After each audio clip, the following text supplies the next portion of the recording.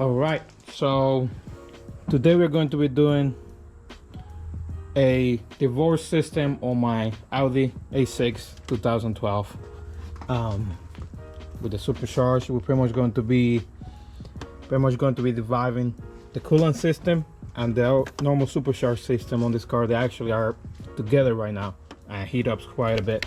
So I'm going to use a different reservoir over here. We're going to be using this Mercedes reservoir, fits here pretty good.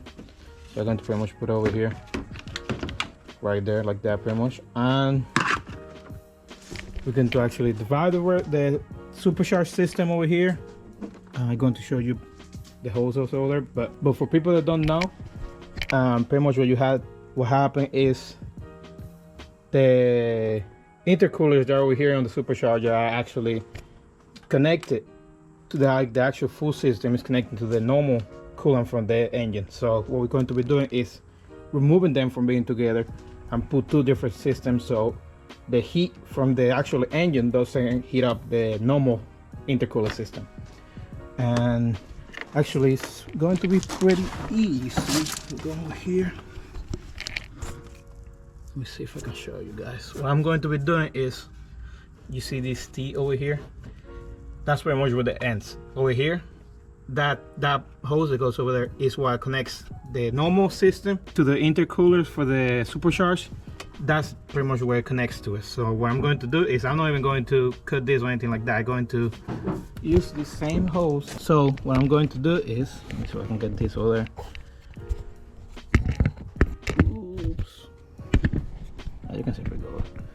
I'm going to be using, this is the hose that comes from over there, down. I'm going to loose over there, turn this over here, this angle up, so it points up here.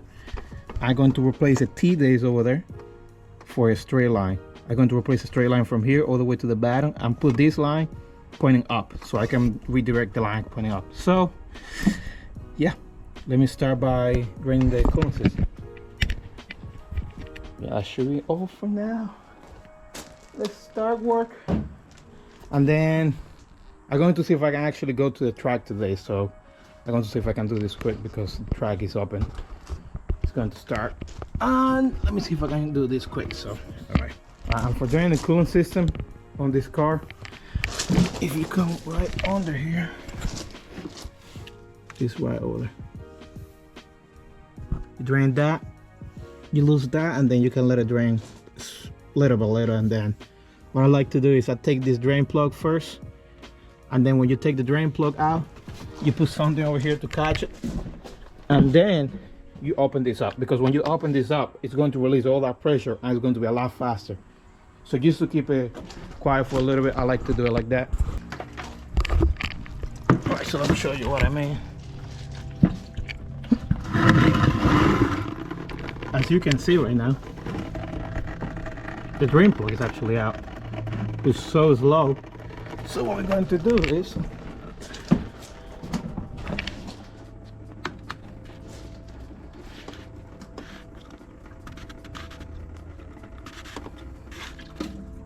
there it is.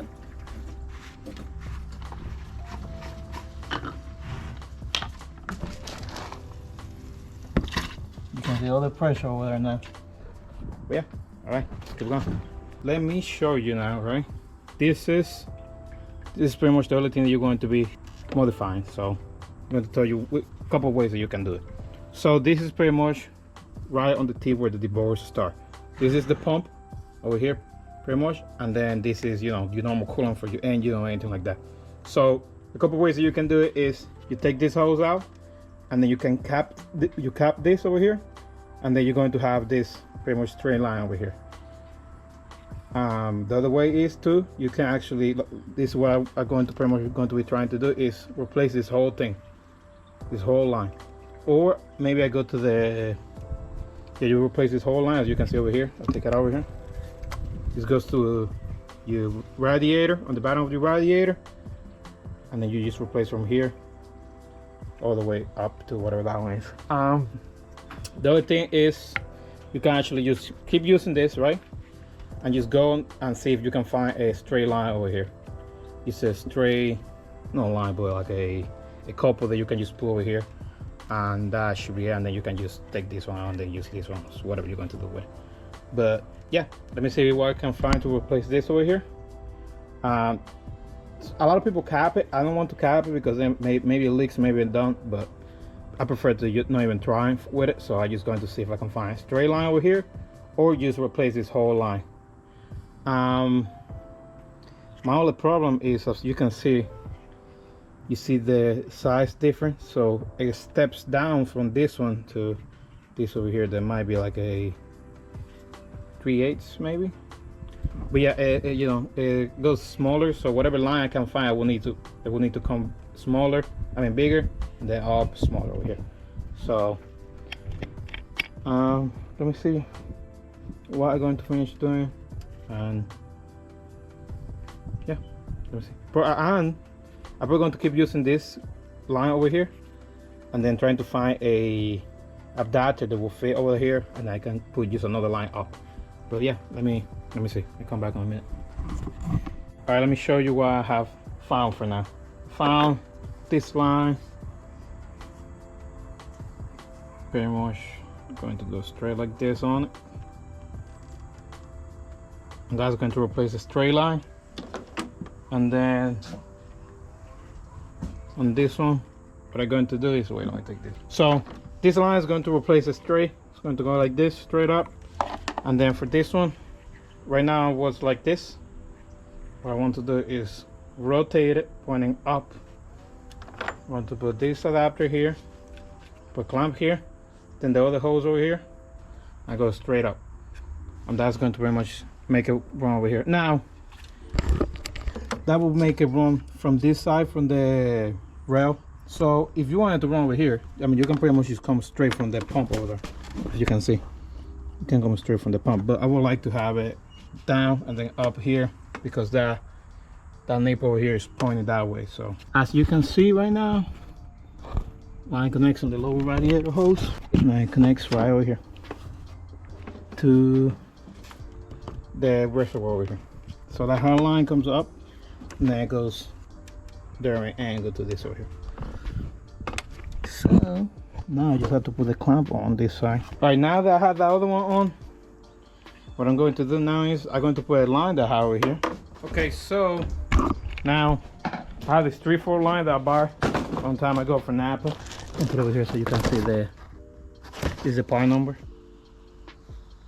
like 50 feet.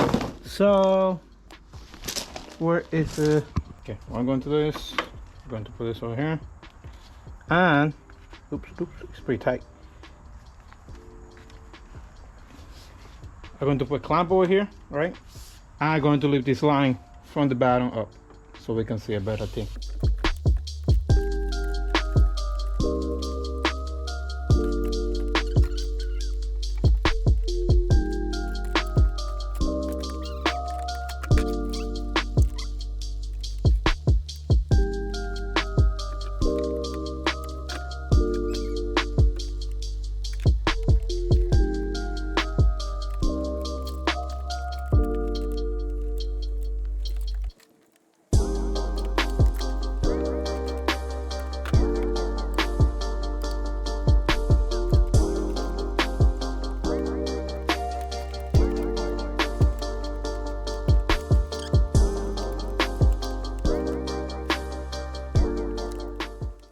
Here, I think I'm going to, for right now, I'm going to cap it.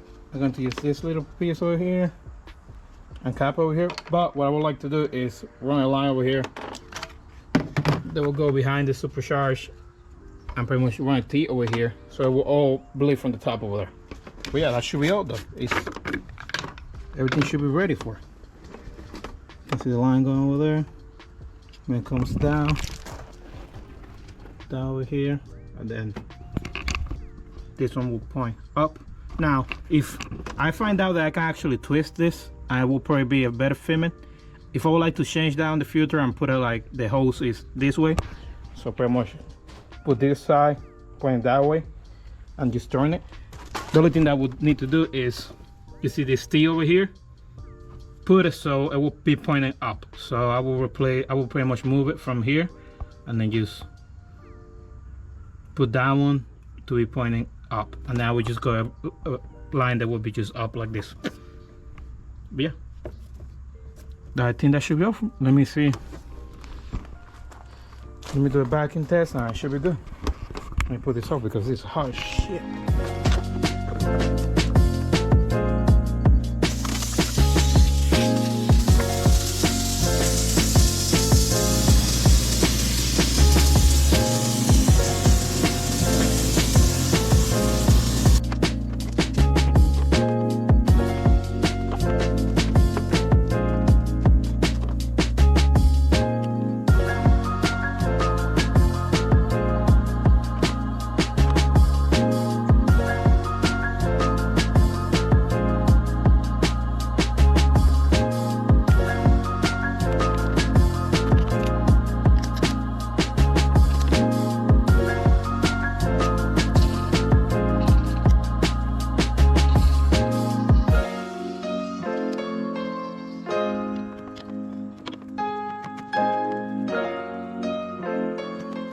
Okay, so I wasn't able to finish the video the other day, but now pretty much I find out that my GoPro take a shit on me. I think I overheat or something like that, so I'm recording this on my phone right now. But let me show you. I pretty much right now have around 400 miles on this setup, who it is right now. I'm going to show you what I did on the end and what I will pretty much be changing over the time. So right here I find out this thing have a check valve right now. I have it so the check valve doesn't leak that way, but pressure can get in. So right now it's used that way. On the end I finish open these up, and I turn the electric pump with my scanner, and then I turn it on off, turn it on off, and then just let it leak all the way on, like everything, so I can bleed it pretty good.